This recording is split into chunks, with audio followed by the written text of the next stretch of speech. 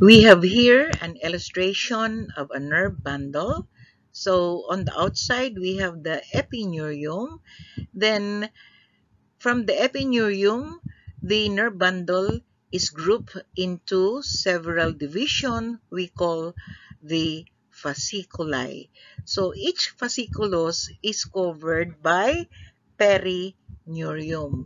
And the perineurium will actually invest into the fasciculus and will cover individual nerve fibers. So the membrane now is referred to as endoneurium. Take note, three membranes: epineurium, the thickest, the outside covering, then perineurium, the covering of the fasciculus, and endoneurium, individual nerve fibers. So these are all made up of loose areolar connective tissue. They differ only in thickness. So epineurium is thick, followed by perineurium, and a thin membrane of endoneurium. So in the lower part of the illustration, we have one fasciculus or division out. So it is surrounded by the perineurium, and the individual nerve fiber is out, covered with either the myelin sheath or covered with the Schwann cell. And we can see here the node of Ranvier for the individual nerve fibers.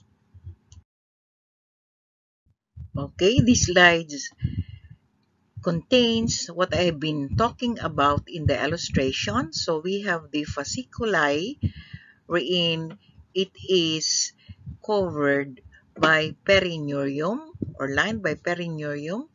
Then the perineurium separates the fascicle or division inside a nerve bundle. So the perineurium is continuous from the epineurium but thinner. Then followed by endoneurium, the inner sheath of connective tissue that invests each axon and is continuous with the connective tissue from the perineurium and epineurium. So the endoneurium is a thinner membrane.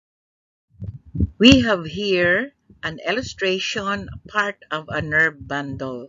So we have on the left side 10 magnification and on the right side 40 magnification. So this is a fascicle or division inside the nerve bundle, so it is covered or invested by a perineurium, and individual nerve fibers inside is covered by endoneurium. So in between, you can see that the fascicle or division of the nerve bundle is protected or supported by loose areolar connective tissue.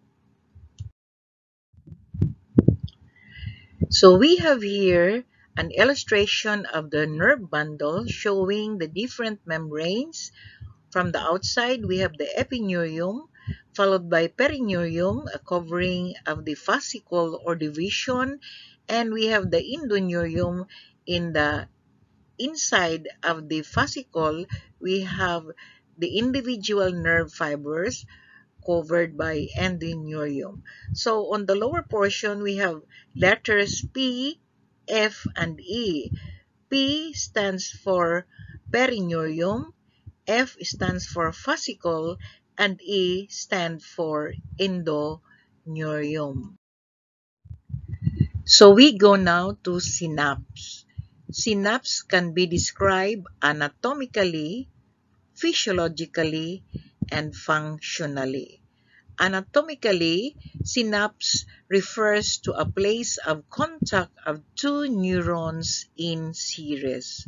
Physiologically, it is the site of transneuronal transmission of an impulse. So this is of great importance because it is the site where polarization is established.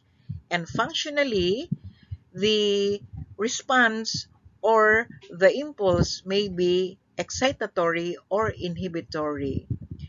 And again, it is noted here that transmission is unidirectional but not obligatory except at the neuromuscular junction. So we have here the terminal button and a synapse between the terminal button and a receptor cell. So we have here in the terminal button, we have many mitochondria. As mentioned, they are more numerous in the terminal button because they provide energy for the vesicles to release the neurotransmitters. And we have here many synaptic vesicles containing the neurotransmitter. So the neurotransmitter will depend upon what receptor cell is involved. Okay, I would like again to take note that there is no direct contact between the terminal button and the receptor cell. There is always a gap which we call the synapse. We have here an illustration wherein it is described the nerve cell or the end of the nerve cell or the axon or the terminal button is the presynaptic neuron and the receptor cell is the postsynaptic neuron. So the impulse here could be transferred from the axon to another nerve cell, then to a receptor cell. So we can see here that the terminal button contains many vesicles containing acetylcholine, and we can also see here the entry of the calcium ions needed for muscular contraction.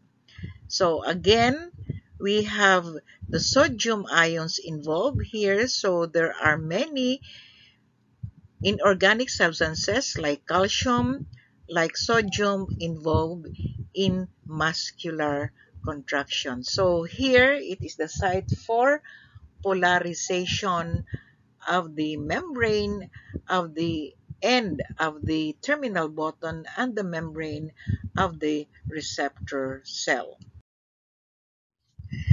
The synapse is classified according to their structural association. Okay, so we have 6. We have axonic, between axon to axon, axosomatic, an axon to cell body, axon to primary dendrite. So we have the axodendritic, or axon to the branching of the dendrites. So we have again axodendritic, or we can have dendrodendritic, dendron to dendron, and we have the neuromuscular junction, axon to muscle. This is the last slide under the peripheral nervous system. This is only for your information.